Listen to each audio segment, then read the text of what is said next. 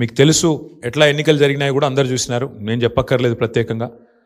మరి మొత్తం ఎన్నిక ప్రచారం ముగిసేదాకా ఎట్లా జరిగింది, ప్రతి సర్వేలో కూడా బీఆర్ఎస్ గెలుస్తుందని ఎట్లా చెప్పింది, ఆ తర్వాత ఆఖరి 3 రోజులు ఏం జరిగింది, ఇదంతా ప్రజలు చూసినారు. నేను అందులోకి పోను, అవి చెప్పను.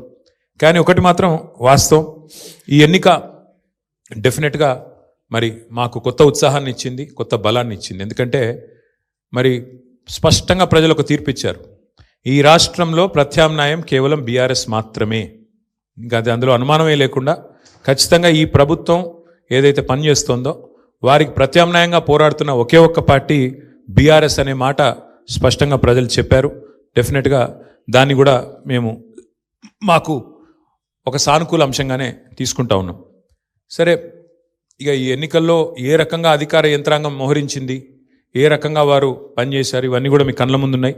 నేను వాటి విషయంలోకి ఎక్కువగా పోను.